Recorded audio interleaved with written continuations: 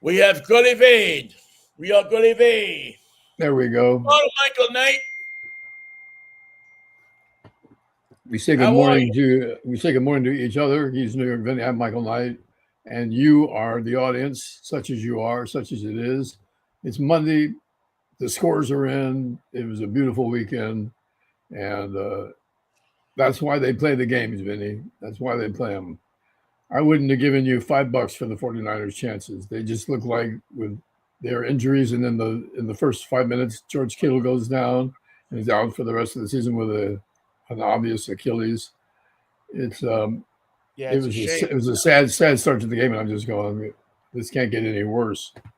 And I was right. It had gotten about as awful as it could get. It did get better, strangely enough, but it couldn't have gotten much worse. Well, So I salute the 49ers. Hell of a game. Hell of a yeah, comeback. I give a lot of credit too, man. Listen. Um, I didn't go along with the popular opinion that they couldn't win that game. It was like it was like a big miracle that they won the game. Well, I don't know about that. They've been doing that all year. Now, how they have pulled it out, the different ways that the 49ers have been able to do it. You and I always talk about the Mike Tomlin principle: next man up. Your backup players should be able to, just jump right into the slot. But it's not that way. It's not, in reality, it's not that way. But there is something to be said for that, the idea that a coach puts in somebody's head that they can do that. They must. That they must. When you are charged by a coach with getting, in there and being the next man up, being the guy that the team is depending on. I mean, Lou Pinella used to do it all the time. Sure. I mean, he was the master craftsman at doing that. Keeps the team ready too. The team, son, we're going to need you today, and you got to go out there and you're going to sit in that bullpen, and you're going to think that there's moments where I'm not going to look at you out there, but come the 6th or 7th inning, believe me, I'm going to come out and get you. I expect you to perform. And I expect you to be not just as good as Randy Johnson, but be better than Randy Johnson. And that's why Lou used to get so frustrated when a guy like, who was the guy? Oh, he had one of the best lines in that I ever heard the playoffs. Was it? Now, I can't remember if it was, I think it was Sterling Hitchcock in the playoffs in 97. We were in New York, and it was a cold weather game, and Hitchcock lost the game.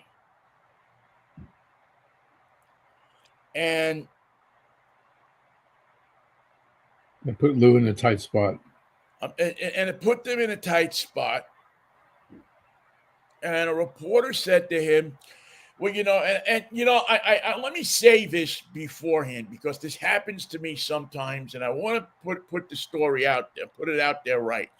It may have been Andy Bennis that he said this about, and not Sterling Hitchcock. So it's one of those two guys who pitched the game, and my mind just isn't letting me know which one it was right now. But that's not the point of the story. The point of the story was one of the reporters said to Lou, well, Hitchcock said that it was a cold weather game, and he doesn't pitch well in the cold weather.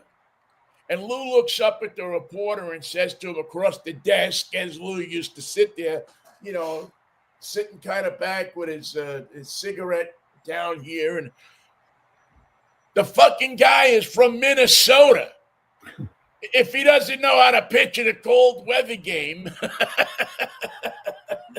where am I going to get someone more acclimated than a dude from Minnesota? So I'll have to look up who it was. Was it Hitchcock or was it Andy Bennis? Well, the boys from Minnesota know how to warm up. They have to. Yeah, they got it.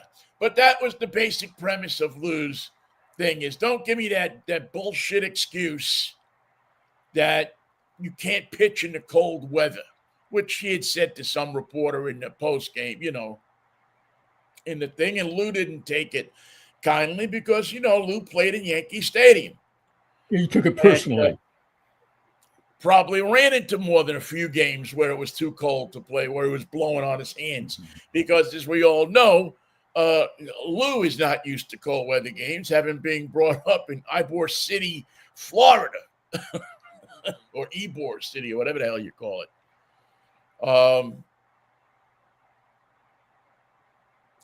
The long and short of this is managers know that you're supposed to be ready to go, regardless of the weather, regardless of the mud, regardless of the rain, regardless of the standings, for that matter. Yeah, the job of the manager is also to know which guys can't go in that situation, so you don't pick them. Now, I don't know what was going on yesterday between the head coach of your Philadelphia Eagles, Cipriani, and one of his players, Brown. but early in the game, what was it? Who was it? Brown, yeah, because you know what I'm going to talk about. Because the coach saw it fit to go down to where Brown was standing and give him a couple of words of encouragement. Yeah, right. That's what it was. He wanted to let him know that he felt for him in his situation, and he will take it up with management after the game today. But for now, could you just please go out there and do what we ask you to do? Before we trade you to the Charlotte. Right, before you're a Jet. I mean, you see that road. Look out, Lincoln Financial Field. That elevated structure there, that's I-95. If you get on that, and don't get off, just get on. Don't get off until you see the Frank Sinatra rest area. You'll be at the Meadowlands. And that's where you'll be going for your games next year. Don't expect too much. To the football equivalent of the Gulag, of Siberia, of the worst we can think. But for now, Jimmy Hoffa liked it, but he was one of the rare exceptions. Well, he was cold already, so it didn't matter to him. He got pretty good seats. He didn't play his games in Minnesota. No, unfortunately, he played all his most dangerous games in New Jersey. That's what cost him. Well, Detroit actually is where Detroit and Western Pennsylvania was where most of his most dangerous games were played in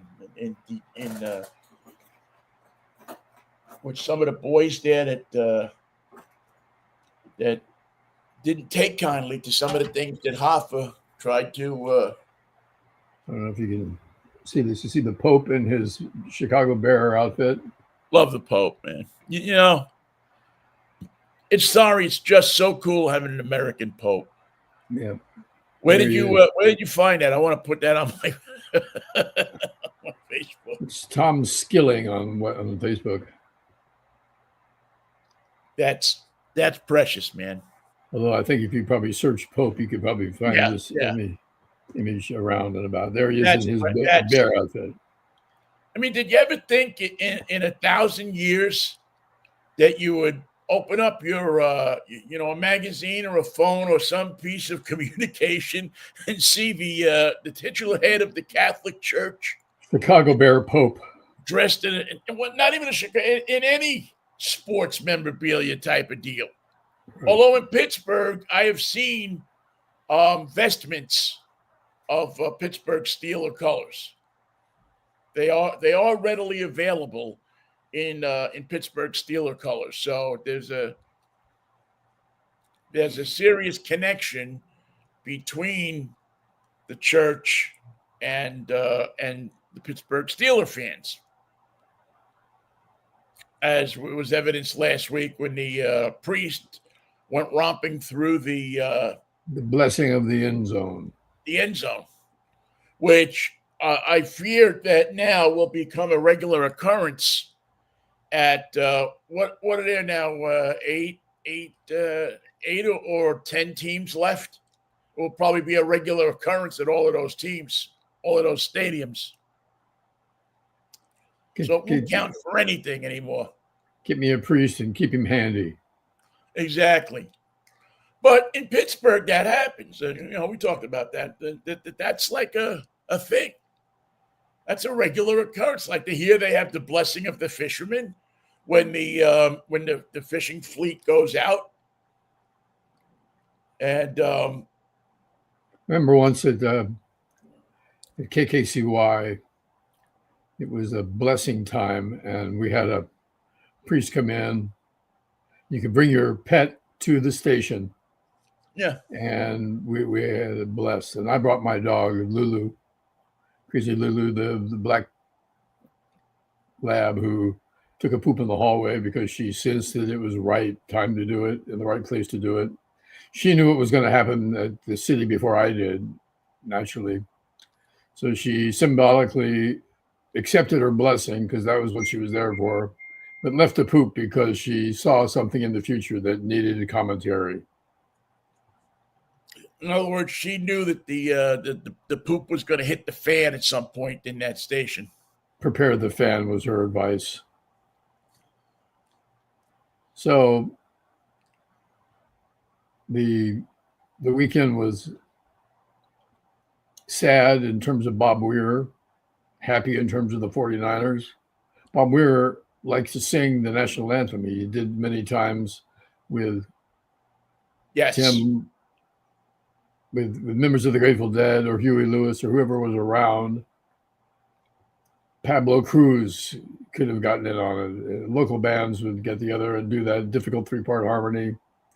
And Bob Weir was always there for the local teams, never too busy to take part in the pregame festivities. Yeah, I think he might have been introduced more by Michael Pritchard than any other music personality, because you're right, he was always there for the national anthems. And they were, and obviously the Grateful Dead was much more associated. I always thought, now you probably know this better than me, I always thought that the Grateful Dead was much more associated with the Giants than they were with the 49ers. I think you're right, mostly because Weir was a big baseball fan. Yes, synergy between the two. As a matter of fact, now every team has them, but for many years, the only team that had a Grateful Dead T-shirt with the team logo on it was the Giants. Yeah, I remember. What did they come out? Those in like 85 or 84, something like that. Yeah, it was early for signature wear. Yeah, it was. Yeah, you normally got.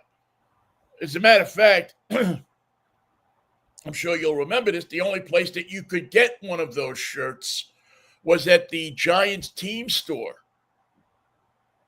in downtown Union Square, San Francisco. Yeah, what's that? I'm trying to remember that the street it was on. It was on Stockton. Stockton. It was on Stockton, and Stockton as it runs through Union Square. Yeah, and the selection. I mean, it was a small store, and the selection was not, like you go to a store today and you see, 16 different types of shirts and this and that. Back then, there was, just a certain type of shirt that you got. As a matter of fact, I still have my Giants sweatshirt that I got back in 85 or something like that. That's the old Giants logo. The pin G, that stalk G with the. Yeah, I mean, it was, and that's where you could get them. You couldn't get them at Saramonte. You couldn't get them at a department store. The only place I ever remember you were able to buy a shirt like that was at the Giants team store, and there was the one in Union Square, It's and won it. fascinating how little they had in terms of swag for your team. It was just so limited that you wouldn't believe the lack of imagination that the PR people, that the team itself, in terms of its marketing, could think of. What would you want? You'd want a cap, you'd want a T-shirt, you'd want all those elements of your fandom, which now seems so obvious. And in those Yeah, days, you it just couldn't buy wasn't a there. jersey. You couldn't buy a jersey probably until 85 or 86. Um, I bought a Mets jersey. As a matter of fact, you know the jersey. You wore the jersey on Tug your first McGraw, number cross, 45. yeah, the Golden Gate Bridge. And that particular shirt, I had to go to a place called Jerry Crosby in Madison Square Garden, Hmm. which is where their store was. And they didn't have a store, it was a room in Madison Square Garden where teams, because they were the official outfitters for the teams. So when the equipment manager for the Mets needed a jersey, he went to Jerry Crosby and Company. Good grief. And they sent the stuff out to Shea Stadium or on the road. And you just didn't have the stuff. So if you look at that shirt, which I still have, the tag inside of it says Jerry Crosby, Madison Square Garden, New York. That's a collector's item. Now I believe it's a Spalding shirt, but that's the way it went in those days. And well, I mean, for many years it was considered stupid to wear a shirt that identified you as a baseball player to a baseball game. That's you in a vulnerable position vis-a-vis the other fans who could take exception with your Mets shirt if you were in Philadelphia, say, or Right. if you were in the Bronx, for that matter, at a Yankees game wearing a Mets jersey, you might be received not as warmly as you would like. Right. And you saw people wearing like a Mets t-shirt or a Giants jacket. Jackets were popular, remember? I mean, those satin jackets. Yes, team the team jacket, the warm-up jacket, or whatever they call Yeah, it. which also had to be bought from Jerry Crosby.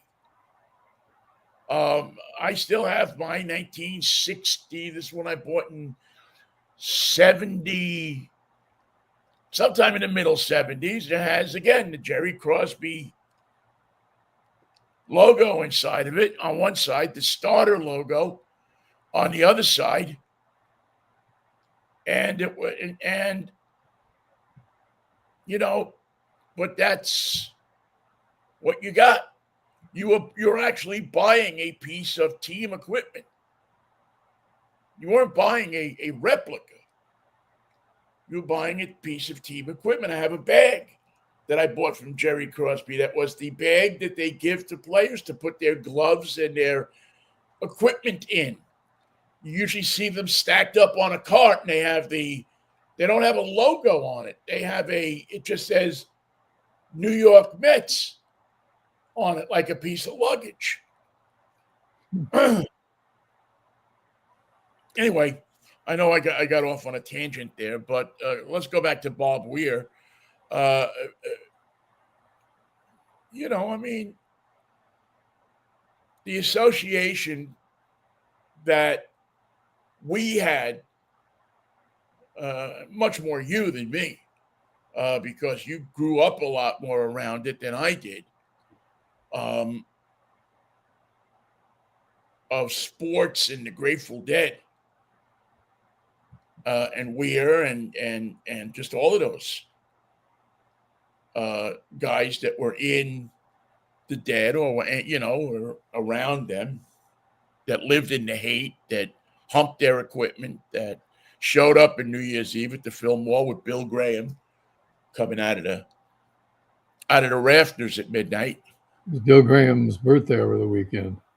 It would have Yes. been, and so the combination of Bob Weir's death and the remembrance of Bill Graham, I think he would have been 90 something, was noted that the two events crossed each other in the moonlight. It was, was Bob Weir sick? I didn't know that that he was Without even being ill. clear, he had lung cancer. Cancer, when it gets to the lungs, is awful because it spreads.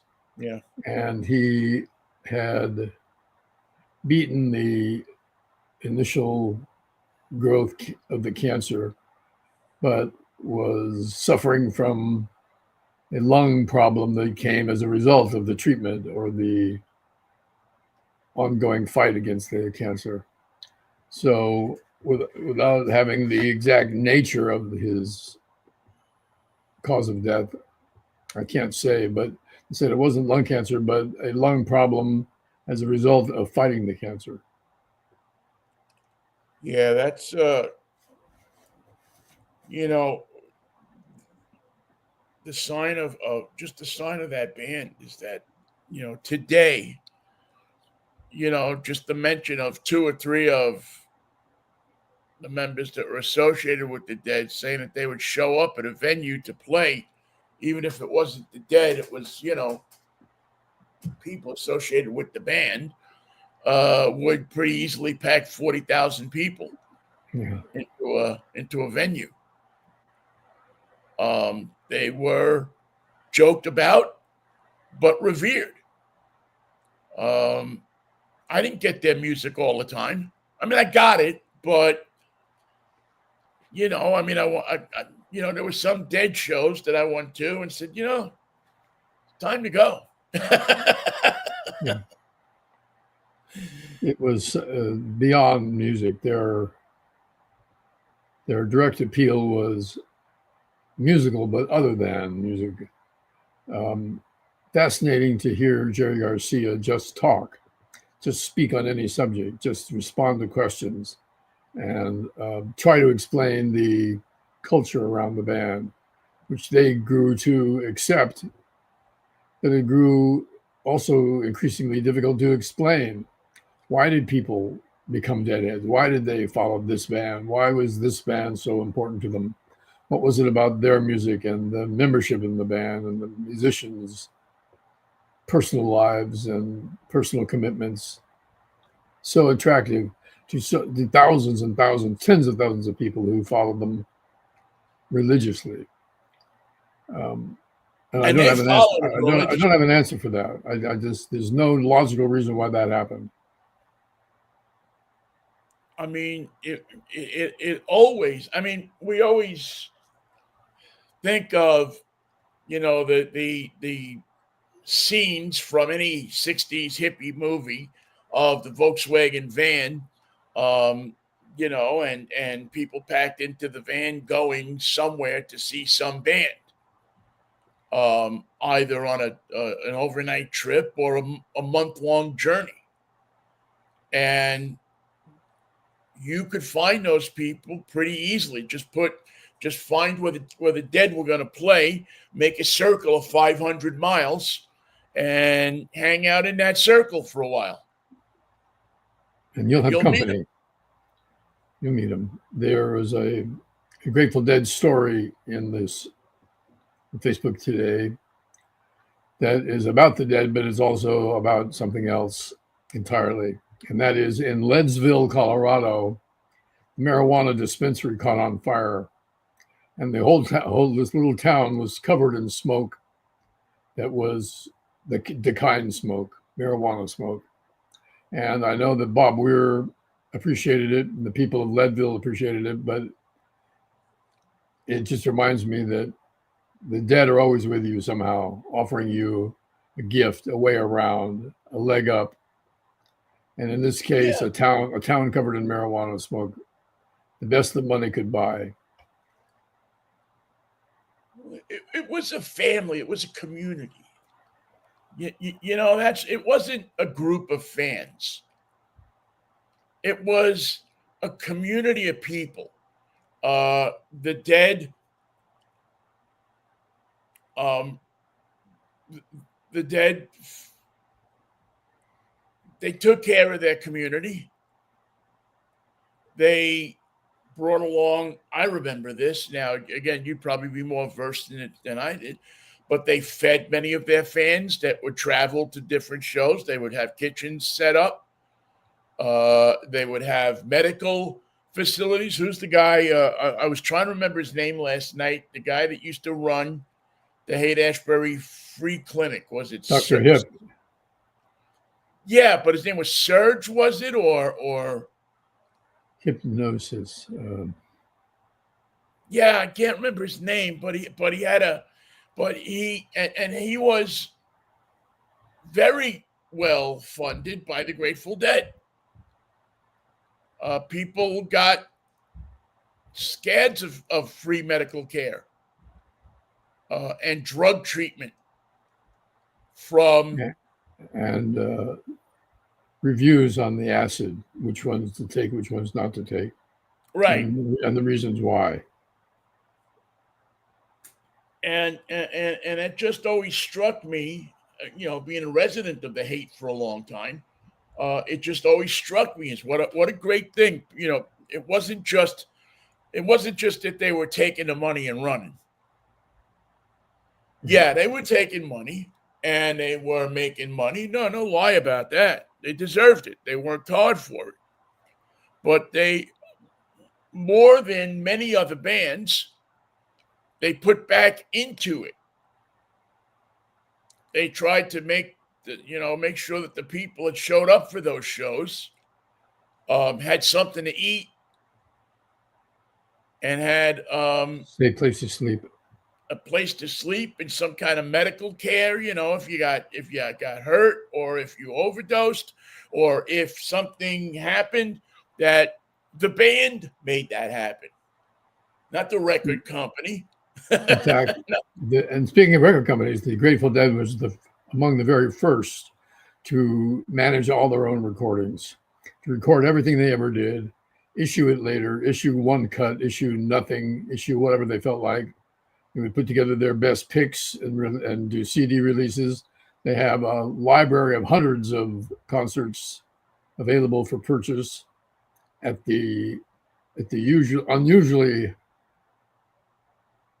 well-recorded projects that the Grateful Dead were responsible for.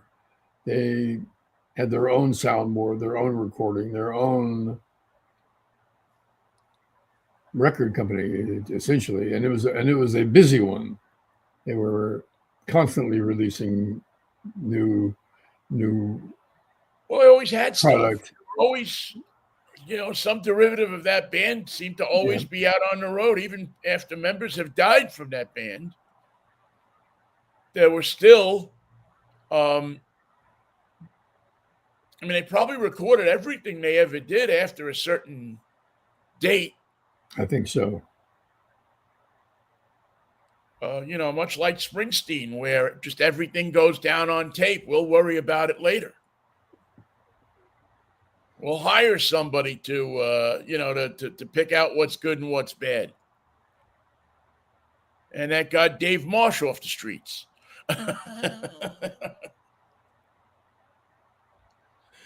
So Bobby Weir made it to 78 years of age, and you got to think that the odds were against him getting that far down the road with a lot of the things he did to entertain himself while he was alive. I don't know that for a fact, but I'm assuming that I'm right about that. Well, I have a little bit of insight into that.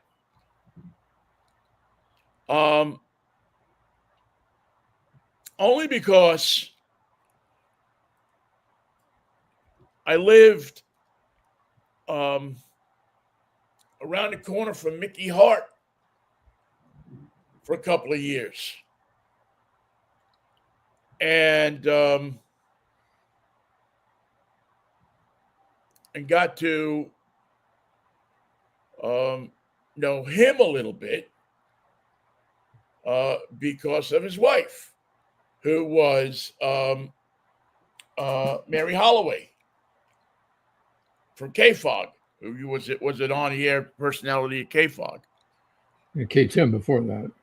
Yeah, K Tim before that, and also had the neighborhood up in up in smoke, I guess you could say, because he had 20 Tibetan monks living at his house. But they were a very good infield, and they chanted well. They were good for the neighborhood.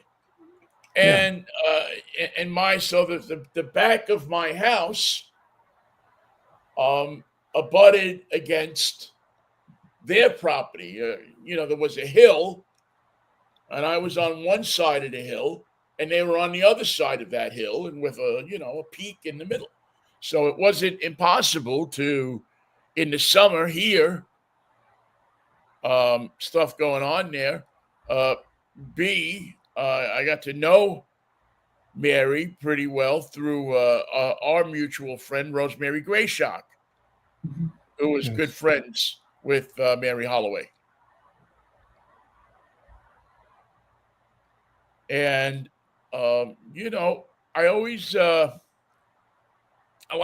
told a story on Facebook yesterday. I think you remember this, of when, one of the really great things about living in Mill Valley and Southern Marin County,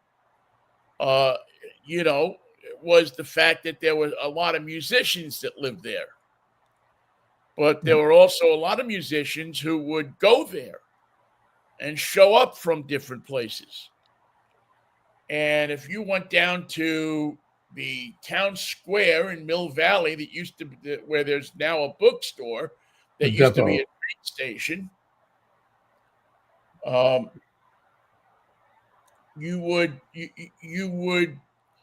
always see people, at after 2 or 3 o'clock in the afternoon, out in the town square playing music and jamming. And more often than not, well, no, I wouldn't say more often than not. I'll have to use another phrase there. Many times, if you looked into the people that were playing, there was maybe a member or 2 or 3 of the Grateful Dead playing with those people, because they like to go out there. And we talked about community before. And they were in touch with their fans. They played with their, they took it to the extreme of picking up somebody's guitar. And, it wouldn't be unusual to hear Sugar Magnolia and somebody playing from the band in there. It was just how that band meshed with the community. And there was no fear of somebody jumping you, no fear of over exuberance of people. No feeling like, that you had to this guy, now that he knows who I am, he's not going to leave me alone. That kind of thing. It was, I don't know. It was just, like I said, it was a community. It was cool. These guys didn't have entourages, so they didn't have, they had a few people that helped them with equipment until it got so big that you couldn't handle it anymore. But it was a very unique situation in rock and roll, I always thought. Still is. Yeah, and they managed to keep that.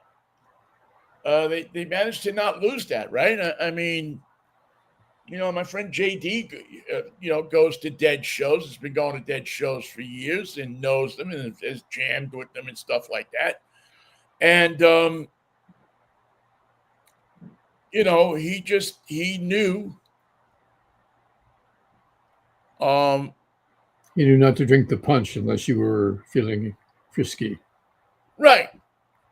You weren't playing. You weren't fooling around with people that were playing at this. you were professional deadheads.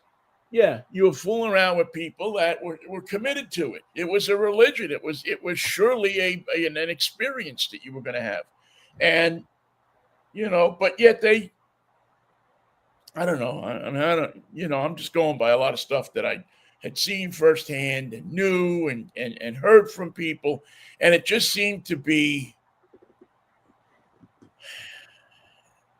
I don't know. It just seemed to be a group of people who are able, despite differences, despite wanting to do other projects, wanting to do different things, that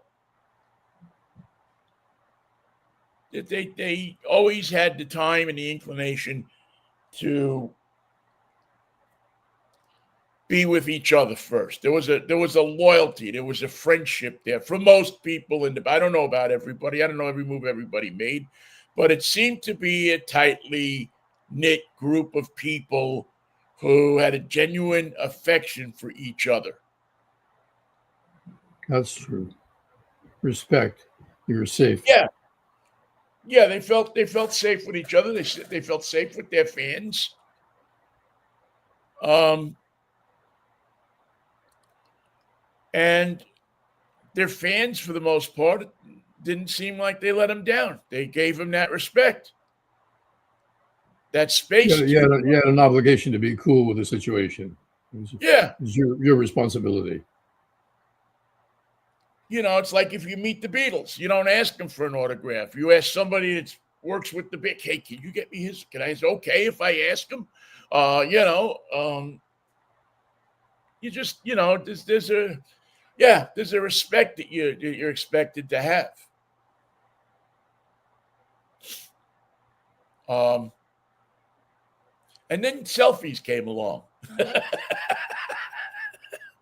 and ruined the whole thing.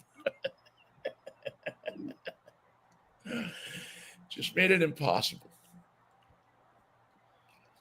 But You're not as cool as you once were.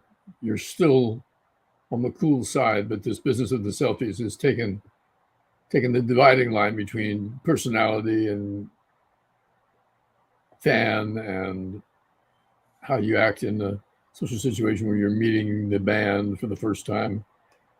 All the coolness is being bleached out of it thanks to the world of selfie and the call of the post you're about to put together based on the band member you just met. yeah, of social media. If you want to do a documentary someday, if you're an aspiring filmmaker, and you want to do a documentary someday about how social media has ruined music, or being a fan of music, just sit down and ask anybody who survives of the Grateful Dead. They can probably tell you some great stories. Remember, How we were trying to find the encampment in Las Vegas, and we were down there because the Dead were in town. They weren't staying at any particular hotel, but they were staying in like a parking lot at the county fairgrounds or something. We drove out there looking for them, never did find them. Yeah, That's when it was 116 at night in Vegas, and we're in a convertible. It was like driving behind a hot bus.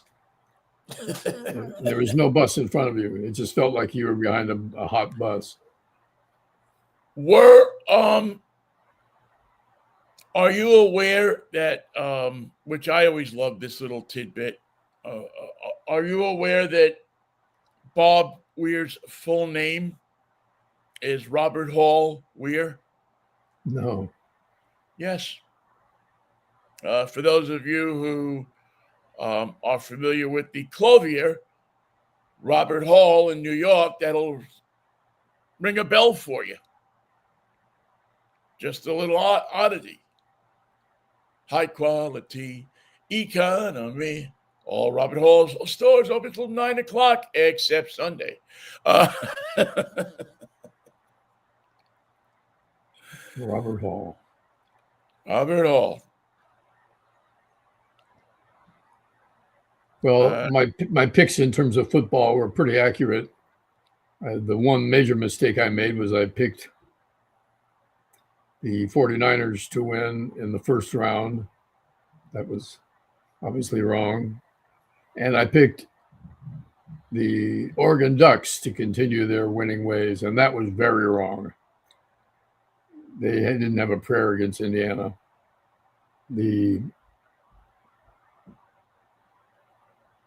Yes, I remember the strength of the Fernando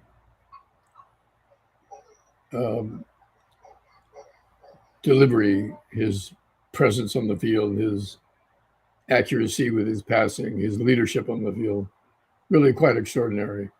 It was as if the pros were playing the college kids when Indiana takes the stage. It was impressive, and it was one-sided. It was professional to the full extent of the application of that word to a college team. Their organization, their leadership, their play calling, their presence on the field, their attitude toward their opponents, all very impressive. It's going to be tough. Going to be tough to beat those guys. But the Miami Hurricanes have found their strength at the right time of the year, and it should be a great game. I'm still picking the Canes. Yeah, I'm gonna. I went with I went with Indiana, and I'll stick with Indiana. A wise move. I just think that this is one of those teams that just looks so well put together and have such a degree of leadership. On that team, from right up and down the line. I'm not going to tell you that I know everything about Indiana.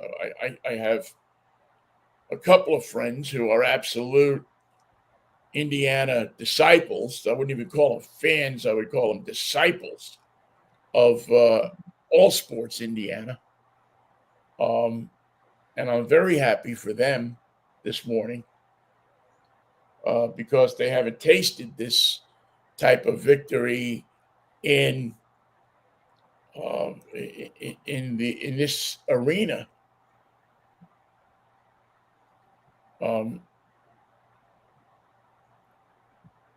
Certainly since the days of Bobby Knight and the basketball championships in the early 80s. But you like to throw folding chairs because they sail better. Not like a frisbee, but close to a frisbee. Chairs. This is when Bobby Knight seemed to still be somewhat of a sane person. When was that? Well, that's what I'm saying. That's how long ago it was. Yeah. But there's just there's a sense to me at least that this Indiana team has it together, and they play all for one for all of the cliches that you could squeeze out of Tom Brady in one evening. I thought it was funny to listen to Tom Brady and the guy that called the game for Fox as they tried to put down the 49ers steadily through the broadcast. They had to keep revising their judgment based on the performance on the field. They just kept fighting. They just kept catching up. They just kept kicking another field goal. They kept competing. They kept themselves in the game. And despite what Fox and CBS and all the other now slanted sports delivery, I don't want to call them stations, networks, organizations, despite their preconceived notion about who's supposed to win, who's supposed to lose, and what their job is to shape your support based on their own uneven delivery of the balls and strikes and the counts of the game, the 49ers won and put them in the position of having to say nice things about them. Fox having to say nice things about the 49ers, I mean, and they painted themselves into a corner. You never take a side in a situation like that, because that's what will happen to you. You get bit on the ass sooner or later, if not sooner. And the 49ers did that to the Fox broadcast. So for that, I'm grateful. I don't know if they're going to be able to come back and beat the Seahawks in the upcoming game, but that's their challenge, to go to Seattle, play on the road, and beat the guys who knocked them out of contention at the end of the season. Yeah, there was just irony that it has to be on Fox and with Tom Brady doing his Trump delivery. Yeah, I just I don't. I'm not impressed with Brady as a play by. I mean, he doesn't hold a candle to Tony Romo or to Troy Aikman. I mean, if that's the standard. And Troy Aikman is not a gifted speaker. He does not put his commentary together in a smooth. But he gets the points across. Not great, but because he's Troy Aikman, I guess he gets a bit of a pass, and is much better now than he was when he first started.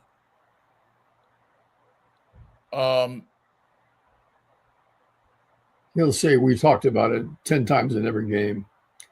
Troy, what do you think of the play action pass that we're seeing with the Steelers today? Well, we talked about it, he'll say. That's his answer. We talked about it. I'm not going to answer your question. Just going to say that we talked about it. I'm not going to say what we talked about or what subject was or why we talked about it, or why, instead of answering your question, I'm just saying that we talked about the answer to your question. It makes no sense. He says it 10 times in every game, and it's just a non sequitur that should be fine. $10,000 fucking fine. That would be when I take over ESPN. Whoever says we talked about it pays $10,000 fine. I'm taking it right out of your check. Well, don't tell me you didn't. Don't tell me you didn't know. Say that. I unfortunately, it's one of the things that I try to break, but I will.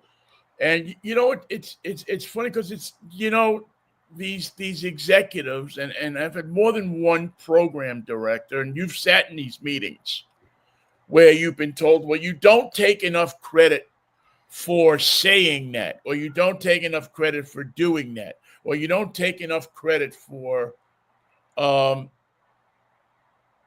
whatever it is that you did. If you said that you thought you were going to, you were predicted that you were going to win a game, and you didn't, just repeat it every 5 minutes when the team that you did say was going to win the game did win the game. Reminding the audience that you call it. Right. That is a way, according to some pencil neck geek, that you build credibility with an audience. Well, I never thought that was. I always thought that you were supposed to let it stand on itself. But it would be something that a program director would think would be important, to the point of embarrassing you, to actually call upon your own predictions to make that an element of a constant recurring element of your show. Not very interesting.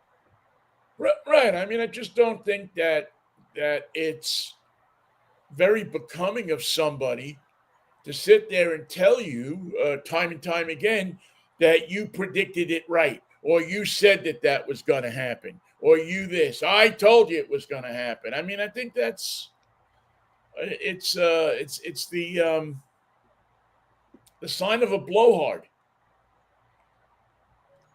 And I know that at times I have done that, and I know who actually got me into do that, because I didn't do that for a long time, and we had a program director who was insistent that you take credit for what you did. Well, I didn't play the game, so why should I take credit for anything? I watched it on TV like everybody else, or on the television, listened to it on the radio, or went to the ballpark. I didn't throw a ball, so I just think it's But these days, you're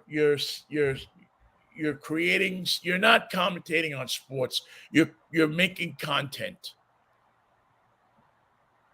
Well, and is that what Stephen A is doing? Is he just making content? well, that's what they believe that they're doing. Yeah, Yeah. they believe that their piece of whatever they're doing is just as important as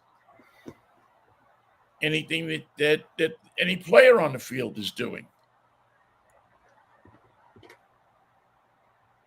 It's the name of the And game. It's an embarrassing part of the broadcasting white underbelly.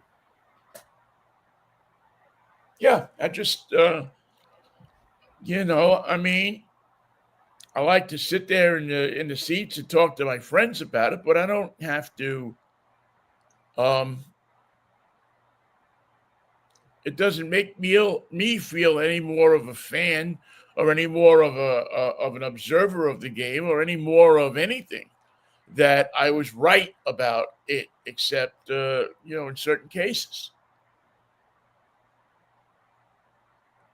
So I don't know, but I fall into that trap sometimes of saying, well, as listen, I think we talked about it last week, or I think we talked about it 2 weeks ago, and you're not putting it there for a time marker. No, You're putting it's it just there it's just because it's just you're treading water when you say it. yeah, you're just wanting to you're basically trying to tell the audience that I told you so. It can be eliminated from your discussion with no harm done whatsoever. Nobody needs to know what you talked about, or that you talked about it, or what you said when you talked about it, or how you felt when you talked about it, or why you said when you talked about it that you wanted to talk about it. None of that means anything. It doesn't. It's just chicken feed. It's chicken scratch, and Troy Aikman's the worst of it. There's nobody that does it more often and with less meaning than Troy Aikman. Except if you are of the belief that you should that you should that those things translate into hits, into clicks, into somehow measurement of people listening to your show. Or that in the pregame show, you take notes and say, I hope during the game he references that element by saying that we talked about it. And that's all he says. It's 3rd and 14. They pass to the tight end. He gets a first down. Troy Aikman says, well, we talked about it. Talked about what? Tight ends, 3rd and long, the offense of the team, the condition of the field, the weakness of the defense. What did you talk about? What in the hell are you what are you talking about when you say you talked about it? Well, we talked about it. Fascinating. Thank you, Troy. Couldn't have gotten much further without hearing that you and Joe Buck talked about something. Given you're the play-by-play guy, that doesn't really surprise me. Oh, you mentioned that, did you? You talked about the defense. Fascinating. What did you say? One of the great things, one of the great things about Joe Buck is that he's really taken on and managed to acquire all of the annoying habits of his father. I never really thought Jack Buck was all that great an announcer, to be honest with you. He was a monotone. He was. And one thing that we're seeing over and over again, what we're seeing a lot of is the worst elements of broadcasting. Or here's a Buck truism: He introduces Troy Aikman, and Troy Aikman starts to speak. And Buck looks at the camera, smiles, looks at Troy Aikman, looks back at the camera, smiles, looks back at Troy Aikman.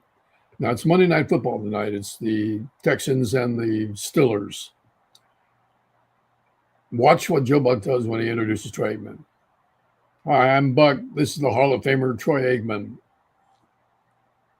Tell us about the defense, Troy. Well, we talked about it. And he starts to talk. And Joe Buck looks at the camera during Troy Aikman's spiel, smiles, stops smiling, looks back at Troy, looks back at the camera, smiles apropos of nothing in the middle of somebody else's speech, and then looks back at the speaker. Watch how he does that. And now other play-by-play guys for Fox or wherever they happen to work are doing the same thing. They introduce the play-by-play guy. He says hello, says a few words. He introduces the color guy. The color guy starts talking. The play-by-play guy looks at the camera, smiles, looks back at the guy, and may do it twice, depending on how many times or how long the other guy talks. This is all because of Buck, who started this bullshit of looking and smiling. And it's spooky because it's distracting, unnecessary. And why would you do such a thing? Why would you, during somebody else's speech? It's like doing rabbit ears behind them when they're speaking. It's a distraction. It offers nothing. It produces nothing. It's just a distraction that I don't understand. It's because it's so visual, and it's happening while somebody else is trying to talk or answer the question you just asked them. Right. Yeah, I guess I find it annoying. No, I think you're right, because I do too. I mean, I think, Michael, these guys are all trying to find the thing that's going to make them stand out in a sea of I don't want to say mediocrity, because I don't think you get to be really mediocre and get to be on a national broadcast. I'm going to give people some respect that get to to get on a national network and call a game. I could probably do it if I had to sit there and do it, but it would be awful hard. I've done play-by-play before, and it's hard. It's not easy.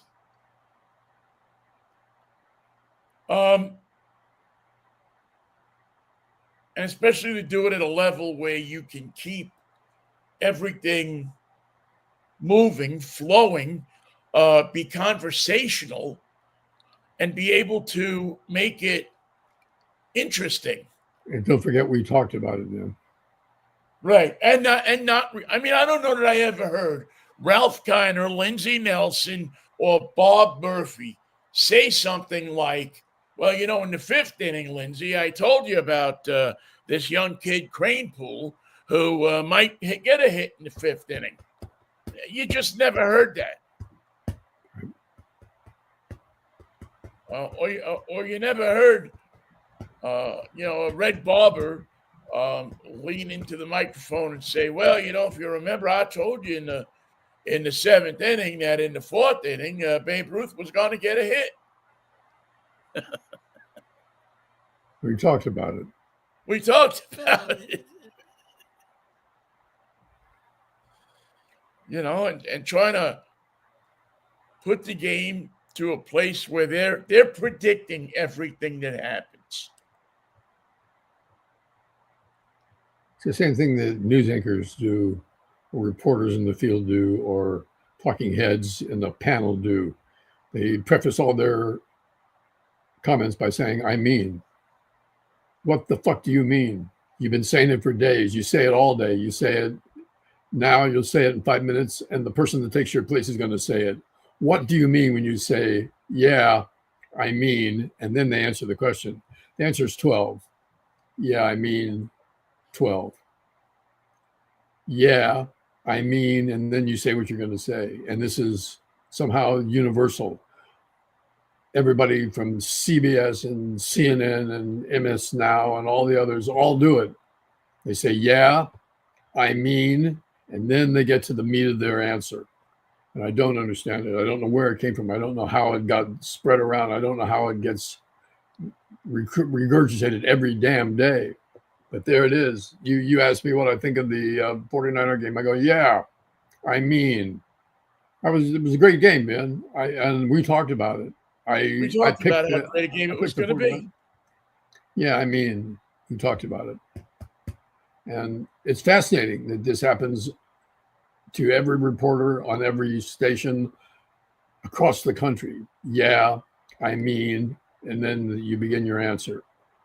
You couldn't pay them to do that. You couldn't convert them by saying, what I want you to do, I'm going to pay you extra if you'll just start every sentence with, yeah, I mean. I know it seems silly and you're not going to want to do it, but stick with me. Everybody's going to do it soon. Yeah, I mean, and then answer the question. Can you do that? Yeah, I mean, I can. Yeah, it sure ain't the way it used to be, Michael. That's for sure. But well, it'll be fun to watch. Well, I'm excited about watching tonight's game. Not I don't want to get ahead, even though we talked about it last week. I want to talk about it today so that we can talk about it tomorrow. Okay. I want to, I just want to implore everybody that's listening to us to listen to us so that you can know what we talked about when these situations. So I don't have to keep track of all of this stuff. It's hard to keep track of what I talked about. Well, we're free range chickens. It's hard to tell you how right I was.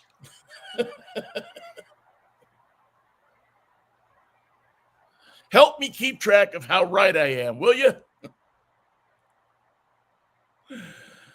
Well, then, should we meet on Wednesday? Yes, I want to. Yes, because we'll have stuff to talk about, I'm sure. And if not, we'll do what we do so well is make stuff up. We can do that. Always be good at that. I do want to congratulate my young nephew who has made it to school. He is now firmly ensconced in the dormitories at NYU. He's living in the village. No, he's living kind of in Kips Bay. Outside, it's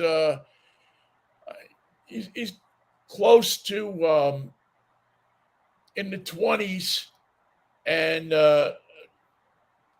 Second, Third Avenue in that neighborhood, which is a building that I didn't know, or an area that I didn't even know that New York University had anything to do with, but they do. I guess when they took over Langone Medical Center, they acquired a whole bunch of buildings on the east side and turned them into dorms for kids who are interested in going there. I didn't know that. Yeah, along with the police academy that was on, 17th and 17th or 18th and 2nd Avenue. And that whole Kips Bay development, which was developed in the 60s and the 70s. But he's there. And what's he studying? He's international studies, which I think is going to be a growth industry in the future. It is for the next couple of weeks. I want to thank the Iranians for getting in the headlines. There's not much room in the headlines for anything but Donald Trump stuff. So congratulations on busting through with your own story of revolution, dissatisfaction, anger at the the nature of the economy in Iran, all things that Donald Trump's going to have to face in his own way here at home. Well, I certainly hope that he can keep the he can do his best, the Iranians, to keep the Donald Trump, because even though it's the Iranians, it's still, I would rather listen to news about the Iranians than I would about Donald Trump. I want to know how they turned off the internet. Maybe we could do that for a week or two. Yeah, how did they get to do that?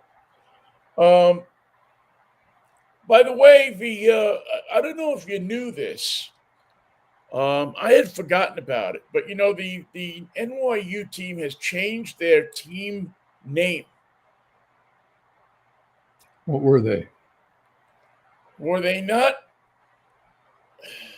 They were some kind of. They weren't the Scarlet Knights. That was Rutgers or something like that. But there was something like that. They had some kind of warrioristic kind of name. Was that St. John? Were they the Scarlet Knights? No, they were the Indians, and then became the Red Storm. And it was some kind of night. I'm really wondering why. I'm blanking on it. Anyway, they have changed their team name to the Violets. And And not the violins, but the violets. The Violets, yes. And I don't know. I'm sorry that I feel this way, and I'm sorry that they did this, but I'm not feeling a team name called the Violets. It doesn't sound like a team name. Even a funny one like this, Banana Slugs of Santa Cruz, or the Anteaters of Cal Irvine. Yeah. I don't. It doesn't. It's not funny. It's not offbeat. It's one of those 64 crayons in a Crayola box. Yeah. Burnt sienna. What's the team mascot? Is it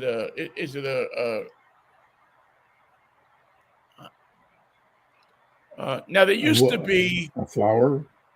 Now I don't know why they did this. They were the Bobcats, which is kind of a cool name. But a few years ago they changed it. And I think it's just one of those things like our current administration, that they just change it for the hell of changing it.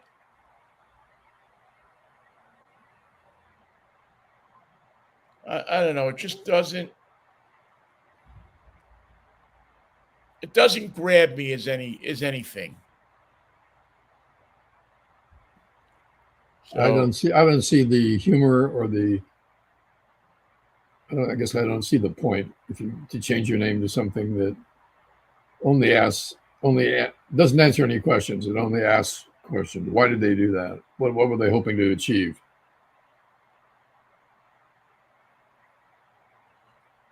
now, the only thing that I find in reading about this a little bit more is that they wanted something. They deemed the colors. They deemed the school colors not intimidating. Their uniforms were not intimidating. They were violet.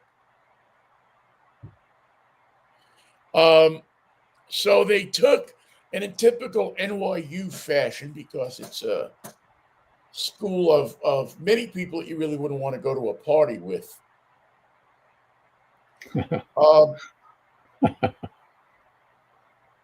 They decided to come up with a nickname that brought in the the Bobcats, but not for an animal, but because the library is the Bobst Library, and the name of the team is derived from the fact that the catalog at the library is called the Bobcat or Bobst catalog. But as you will find in sports, and Confucius said this many times in his career, He said we don't talked go about too it. far up over anybody's head.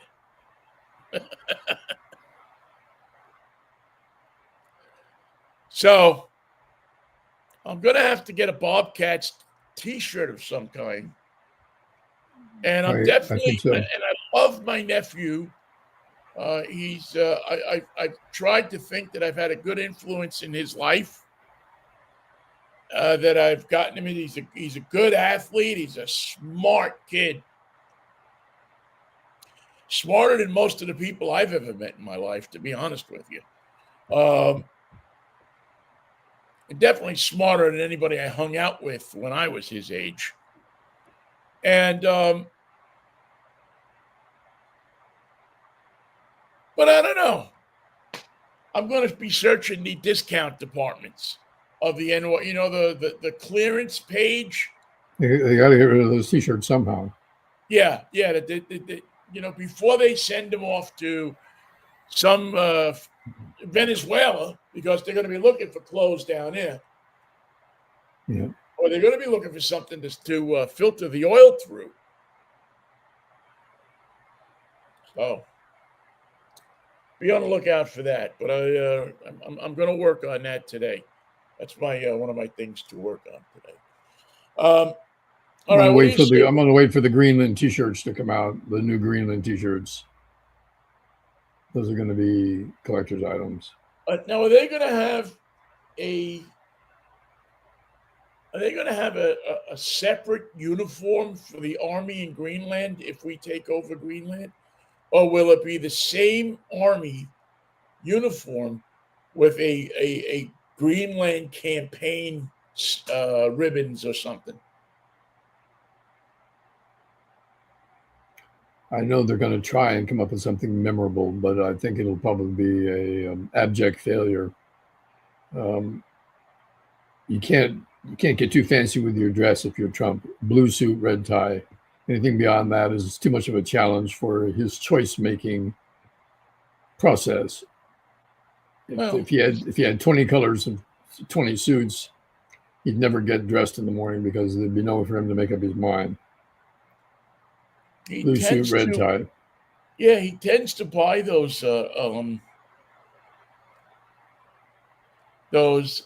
shorts that look like they're off the rack from the Big and Tall closeout outlet.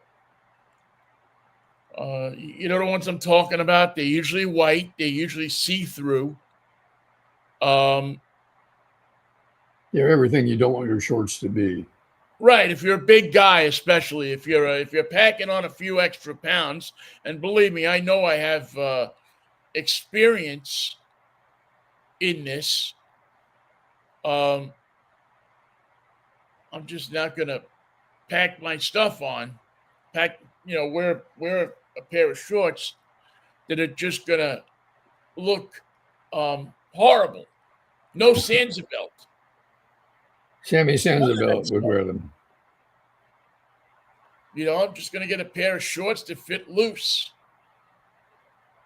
and hopefully a dark color. Don't wear white shorts. But luckily, I'm not in the Donald Trump fashion world. Golf wear for discerning gentlemen.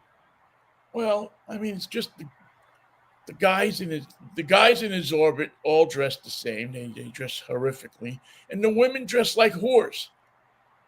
Yeah, it's sad. Yeah, sad, obvious commentary on the lack of spirit or self-respect that goes along with all their beliefs and deliveries and the way they conduct their business without self-respect. Horrible. All right, I'll see you on Wednesday. Until then, of course, and that's provided the Lord is willing and the creek don't rise, and He allows me to see you on Wednesday. Go Steelers tonight. Let's Definitely. get that let's get that part of things taken care of, and